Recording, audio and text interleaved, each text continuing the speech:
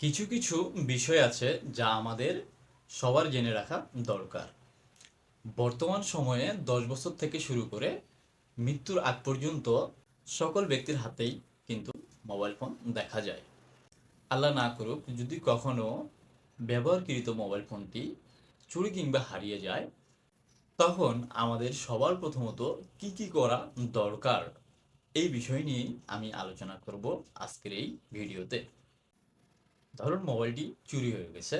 চুরি হয়ে যাওয়ার পর আমাদের সবার প্রথমে যে বিষয়টি নিয়ে আমরা চিন্তা করি যে আমাদের হারিয়ে যাওয়া ফোনটিতে যে সিমটি ব্যবহার করি ওই সিমটিতে রকেট, নগদ ইত্যাদি মোবাইল ব্যাংকিং অ্যাকাউন্ট থাকে। আর সেই মোবাইল ব্যাংকিং অ্যাকাউন্টে প্রচুর পরিমাণে অর্থ থাকতেই পারে। আর বর্তমান সময়ে সবাই নগদ, রকেট ইত্যাদিতে অর্থ কিছু না কিছু রাখে এবং অনেকেও আছে যে অনেক পরিমাণ অর্থ রাখে। চুরি করা ব্যক্তিটি যদি একটু চালাক চতুর হয়ে থাকে, তাহলে আপনার মোবাইল ব্যাংকিংয়ের যে সকল অ্যাকাউন্ট ওপেন করা আছে এবং অর্থ যদি থাকে সেই অর্থ খুব সহজেই উত্তোলন করে নিতে পারবে। তাহলে ফোনটি চুরি হওয়া মাত্রই আমাদের কি করতে হবে? হারিয়ে যাওয়া মোবাইলটিতে ব্যবহারকৃত সিমটি বন্ধ করে দিতে হবে। তাহলে দেখা যাবে চোর কোনোভাবেই আপনার মোবাইল ব্যাংকিংয়ের অ্যাকাউন্টে থাকা টাকা উত্তোলন করতে পারবে না। কিভাবে তখন খুব সহজেই আমরা সিমটি বন্ধ করব, এই বিষয়টি একটু দেখে আসা যাক। আপনার আশেপাশে থাকা যে কোনো ব্যক্তির আপনি ফোনটি হাতে নেবেন। হাতে নেওয়ার পর মাই জিবিতে আপনি প্রবেশ করবেন। মাই জিবিতে প্রবেশ করার পর স্ক্রল ডাউন করবেন। তারপর দেখবেন যে সি মোর একটা অপশন আছে, সি মোরে প্রবেশ করবেন। প্রবেশ করার পর আবার একটু স্ক্রল ডাউন করবেন। স্ক্রল ডাউন করার পর দেখবেন যে ডিএক্টিভ লস্ট সিম নামে একটা অপশন আছে, সেই অপশনটাতে ক্লিক করবেন। ক্লিক করার পর আপনার হারিয়ে যাওয়া মোবাইলটিতে যে সিমটি ছিল সেই সিমটির নাম্বারটি এখানে দিয়ে দিবেন। নাম্বারটি দেওয়ার পর কন্টিনিউয়ে প্রবেশ করবেন। তারপর দেখেন যে এনআইডি নাম্বার চাইছে। আপনার সিমটি যে এনআইডি দিয়ে রেজিস্ট্রেশন করা ছিল সেই এনআইডি নাম্বারটা দিয়ে দিবেন। নাম্বারটা দেওয়ার পর নিচে দেখেন যে ডেট অফ বার্থ, এনআইডি অনুসারে আপনি ডেট অফ বার্থ দিয়ে দিবেন। তারপর কন্টিনিউ প্রবেশ করলেই আপনার সিমটি ডিএক্টিভ হয়ে যাবে। আমার ফোনটি যেহেতু হারিয়ে যায়নি, তাই আমি ডিএক্টিভ করব না। চুরি হওয়ার পর দ্বিতীয়ত যে বিষয়টি নিয়ে আমরা চিন্তা ভাবনা করি সেই বিষয়টি এমনটা যে গ্যালারিতে অনেক ছবি আছে বা গোপন কিছু আছে, পার্সোনালিটি, জিমেলে অনেক মেইল আছে, মেসেজে অনেক এসএমএস আছে। এইসব যদি অন্য মানুষের হাতে চলে যায় তাহলে আপনার অনেক বড় ক্ষতি হয়ে যাবে।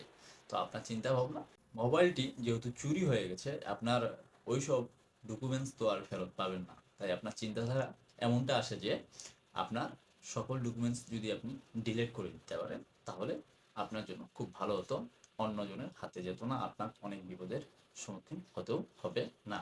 তো এখন আমাদের হারিয়ে যাওয়া মোবাইলটি কিভাবে আমরা খুব সহজেই রিসিভ দিতে পারবো, এই বিষয়টি আমরা একটু দেখে আসব। আশেপাশে থাকা যে ব্যক্তির মোবাইল ফোনটি আপনি নিয়েছিলেন সেই ব্যক্তির মোবাইল ফোনের গুগল প্লে স্টোরে চলে যাবেন। প্লে স্টোরে যাওয়ার পর এখানে সার্চ করবেন Google find my device.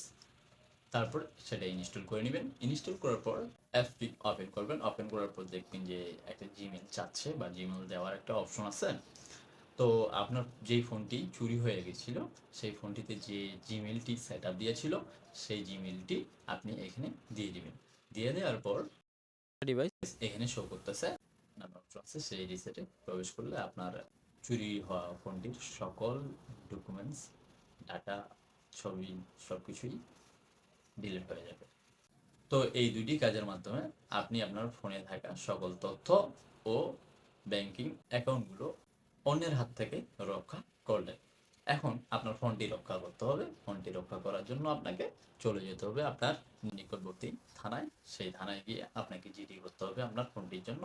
GD করার জন্য আপনার মোবাইল ফোনে যদি দুইটি সিম থাকে দুইটি সিমই নাম্বার দিতে হবে এবং আপনার ফোনের বক্সে যে আইবিএমই নাম্বারটি থাকে সেই নাম্বারটি নিয়ে যেতে হবে অথবা বক্সটি নিয়ে যাবেন। আর দুই কপি ছবি লাগবে, সেই ছবি নিয়ে যেতে হবে এবং যদি আরও কোনো তথ্য চেয়ে থাকে আপনাকে, আপনি সেই তথ্যগুলো থানায় দিয়ে দিবেন। বর্তমান সময়ে হারিয়ে যাওয়ার পর যারা জিডি করতেছে থানায়, প্রায় 90%ই ফোন কিন্তু ফিরে পাচ্ছে। আপনিও ফিরে পেতে পারেন এইভাবে খুব সহজেই। তো ভিউয়ার্স, এই তিনটি বিষয় যদি আপনি অনুসরণ করতে পারেন তাহলে আপনার মোবাইল ব্যাংকিংয়ের সকল অ্যাকাউন্ট, গ্যালারিতে থাকা সকল ছবি, জিমেলের মেল এবং বিভিন্ন তথ্য আর ফোনটি ফিরে পেতে পারেন খুব সহজেই। তো ভিউয়ার্স, আপনি যদি আমার চ্যানেলে নতুন হয়ে থাকে তাহলে চ্যানেলটি সাবস্ক্রাইব ও পাশে থাকা বেল আইকনটি বাজিয়ে দিবেন। তো ভিউয়ার্স, আজকের মতো এখানেই সমাপ্ত করলাম। আল্লাহ হাফেজ। আবারও দেখা হবে নতুন কোনো ইন্টারেস্টিং ভিডিও নিয়ে।